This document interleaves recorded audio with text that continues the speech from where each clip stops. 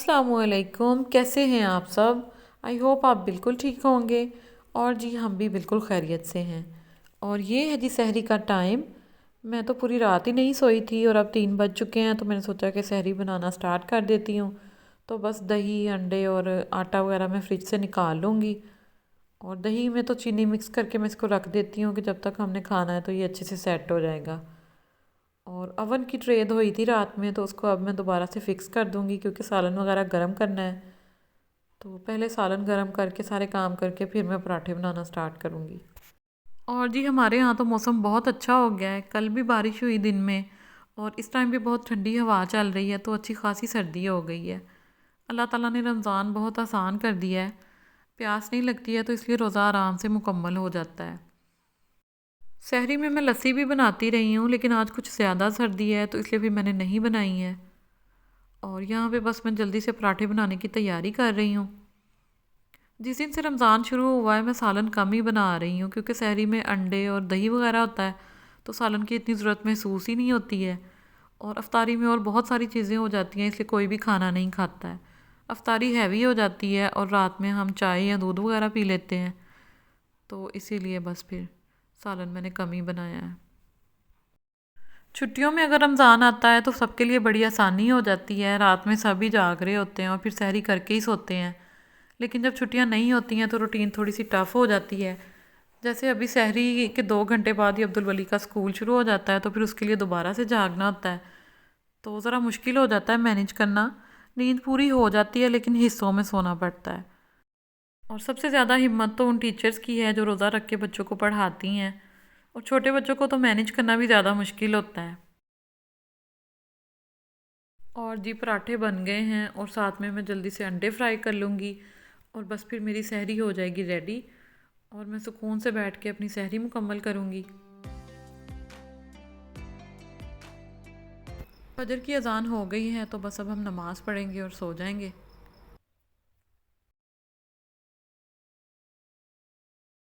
ये है जी तकरीबन 1:30 बजे का टाइम। 11 बजे मेरी हेल्पर आई थी तो मैं उस टाइम फिर जाग गई थी और सफाई वगैरह करके वो चली गई है। और आज संडे है तो अब्दुल वली गया हुआ है अपनी नानों के घर। और याहिया को पता चल गया है क्योंकि उसका बैग घर पे ही था, तो उसने अब रोना डाला हुआ था कि मुझे भी भेज दें। तो उसको अब रेडी करके मैं चाचा के साथ भेज रही हूँ क्योंकि एहतशाम ने तो लेट आना है।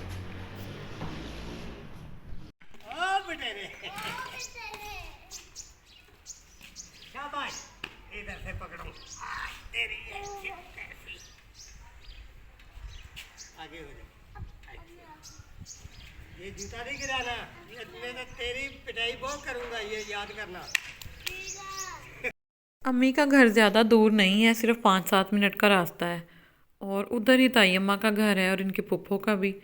और बाकी भी हमारे सारे घर उधर पास पास ही हैं। तो संडे वाले दिन बच्चे अक्सर चले जाते हैं, फिर जाके कज़न्स के साथ खेल आते हैं। और इस तरह से इनका दिन बड़ा अच्छा गुजर जाता है। और जिसके बाद मैं आ गई थी वापस और आके मैंने नमाज़ वगैरह पढ़ी थी और बाकी सारे काम जो भी करने वाले थे वो कर लिए थे।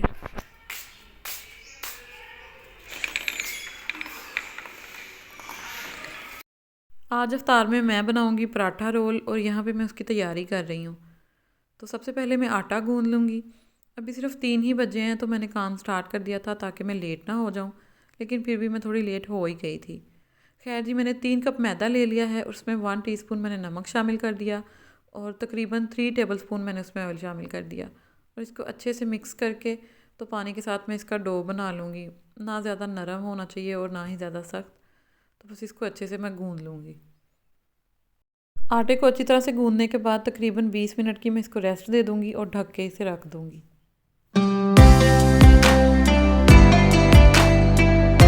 अगर मैं पराठा रोल के लिए सॉस तैयार करने लगी हूँ तो 1 चाय का चम्मच मैंने बारीक कटा हुआ लहसुन ले लिया, उसमें 3 टेबलस्पून मैंने मायोनीज़ शामिल कर दी और 2 टेबलस्पून उसमें मैं चिली गार्लिक सॉस शामिल कर दूँगी और हाफ़ टी स्पून मैं इसमें मस्टर्ड पेस्ट शामिल कर दूँगी।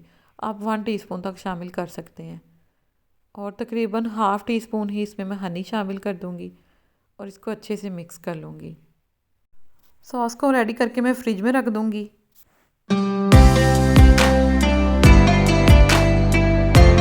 आटा हमारा सेट हो गया है तो इसके अब मैं छोटे छोटे से पेड़े बना लूँगी जिस साइज़ के मुझे पराठे रोल बनाने हैं। और पेड़ों को मैं सिंपल बेल लूँगी। यहाँ पे रोटी का गोल होना ज़रूरी नहीं है क्योंकि इसको दोबारा से फ़ोल्ड करना है। तो बस इसको अच्छे से मैं बेल लूँगी। उसके बाद इस पर थोड़ा सा ऑयल लगा के तो मैं हाथ की मदद से उसको फैला दूँगी और थोड़ा सा खुश्क मैदा लेके वो इस पर मैं स्प्रिंकल कर दूँगी और फिर पिज़्ज़ा कटर की मदद से मैं इसमें कट्स लगाती जाऊँगी। पूरी रोटी पे मैं इसी तरह से कट्स लगा लूँगी और फिर इस सारी रोटी को मैं फ़ोल्ड कर दूँगी। अच्छी तरह से सारा फ़ोल्ड करने के बाद मैं मैदे को थोड़ा सा स्ट्रेच कर लूँगी। ये स्टेप इसलिए ज़रूरी है कि इससे लेयर्स बड़ी अच्छी बनती हैं पराठा रोल में। और इस तरह से इसको मैं फ़ोल्ड करती जाऊँगी और जो कोना एंड पे आएगा उसको मैं नीचे फ़ोल्ड कर दूँगी, नीचे वाली साइड पे। और इसी तरह से मैं सारे पेड़े बना लूँगी और इनको भी मैं फिर 10-15 मिनट की रेस्ट दूँगी और फिर इसके मैं पराठे रोल बेल के रख लूँगी। यहाँ पे मैंने बोनलेस चिकन ले लिया 300 ग्राम और उसको मैंने स्ट्रिप्स में कट कर लिया और उसके बाद नमक, कुटी हुई सुरख मिर्च, तिक्का मसाला, दही और ज़रदा रंग से मैंने इसको मैरिनेट कर लिया और तकरीबन 2 घंटे तक मैंने इसको मैरिनेट करके रखा था। तो अब बस मैं इसकी कोटिंग कर लूँगी। उसके लिए मैंने एक अंडा ले लिया और उसमें थोड़ा सा दूध डाल के उसको अच्छे से विस्क कर लिया है और थोड़ा सा मैंने खुश्क मैदा ले लिया, उसमें मैंने नमक और काली मिर्च को मिक्स कर लिया। चिकन को मैं मैदे में कोट करूँगी अच्छी तरह से और उसके बाद मैं इसको दूध और अंडे के मिक्सचर में डिप करूँगी। दूध में डिप करने के बाद मैं इसको दोबारा से मैदे में कोट करूँगी और अच्छे से इसको मैं कवर कर लूँगी। चिकन पीस को अच्छी तरह से कवर करने के बाद इसको थोड़ा सा मैं झटक लूँगी ताकि एक्स्ट्रा मैदा उतर जाए।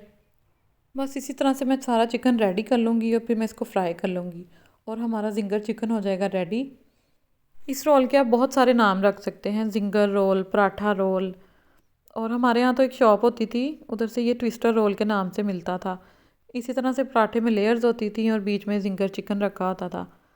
तो जब मेरी शादी नहीं हुई थी तो अम्मी के घर में बहुत ज़्यादा मंगवा के खाया करती थी। खैर जी, मैंने ऑयल को गर्म कर लिया है और उसमें मैं चिकन ऐड करती जा रही हूँ और बस इसी तरह से इसको फ्राई कर लूँगी मीडियम फ्लेम पे। और दूसरी साइड पे मैंने फ्राइज़ रखी हुई हैं कढ़ाई में, वो भी फ्राई हो रही हैं। चिकन को मैंने साइड चेंज करके पका लिया था और इसका बड़ा अच्छा सा गोल्डन कलर आ गया है और बड़ा क्रिस्पी सा चिकन रेडी हो गया है। तो बस इसको अब मैं निकाल लूँगी और सेकंड बैच इसमें ऐड कर दूँगी। चिकन हमारा रेडी हो रहा है और मैं आ गई हूँ दूसरे किचन में ताकि मैं ये पराठे बेल लूँ। और इस टाइम मैं सिर्फ 5 पराठे रेडी करूँगी जितने लोग हैं हम, बाकी पराठे मैं अफ्तारी के बाद रेडी कर लूँगी। तो इसी तरह से मैं इनको बेलती जाऊँगी और थोड़ा सा मैदा स्प्रिंकल करके एक के ऊपर दूसरा पराठा रखती जाऊँगी और फिर मैं पराठों को कुक कर लूँगी। हालांकि मैंने 3 बजे काम स्टार्ट कर दिया था लेकिन फिर भी हमारी अफ्तारी लेट हो ही गई थी क्योंकि इसके स्टेप बहुत ज़्यादा थे और मुझे अकेली को ही सारा काम करना था। लेकिन मैंने सोचा कि अगर नेक्स्ट टाइम मेरा कभी प्लान होगा तो मैं रात में पराठे बना के रख लिया करूँगी, तो फिर बाकी सारा काम आसान हो जाएगा। पराठों के साथ मैंने फ़्राइज़ भी बना ली थी और सारी चीज़ें अब रेडी हो गई हैं। तो अब मैं असेंबलिंग कर लूँगी। एक मैंने पराठा ले लिया, उस पर मैंने सॉस लगा ली और अब मैं इसमें चिकन ऐड कर दूँगी। और ये कुछ खीरे और बंद गोभी मैंने काट के रखी हुई है, इस पर मैंने नमक और लेमन जूस डाला था। सैलड ऐड करने के बाद मैं बस इसको फ़ोल्ड कर दूँगी और बटर पेपर में मैं इसको रैप कर दूँगी ताकि खाने में आसानी हो। इसी तरह से मैंने सारे रोल बना लिए थे और बच्चों के लिए जो रोल बनाए थे उनमें मैंने सैलेड ऐड नहीं किया था क्योंकि वो फिर निकाल निकाल के फेंक रहे होते हैं, तो मैंने ऐड ही नहीं किया। और बस चाचा को भी जल्दी थी, उनको भी घर जाना था, तो फिर जल्दी से एक रोल बना के मैंने उनको दे दिया था। 2-3 दिन से हम मुसलसल समोसे पकोड़े वगैरह खा रहे थे, तो आज मैंने सोचा कि कुछ डिफरेंट कर लेती हूँ। और फिर हम सब ने अफ्तारी नमाज के बाद ही की थी और ये रोल बहुत मज़े के बने थे। ख़ास तौर पे जिन लोगों को जिंगर पसंद है उनके लिए तो ये बड़ी बेस्ट हैं, तो आप ज़रूर ट्राई कीजिएगा। हम सब ने प्रॉपर अफ्तारी नमाज के बाद ही की थी। और ये है जी हमारी अफ्तार टेबल। साथ में मैंने बना लिया था डेट शेक और बच्चों के लिए बनाया था टैंग। ये थी हमारी रमज़ान। चलो खाओ खाओ खाना। आज की मेरी वीडियो है यहीं तक। अगर आपको मेरी वीडियोस को देखना अच्छा लगे तो इनको ज़रूर लाइक कीजिएगा और अपना बहुत बहुत ख्याल रखिएगा। मिलते हैं किसी नई वीडियो के साथ। अल्लाह हाफ़िज़।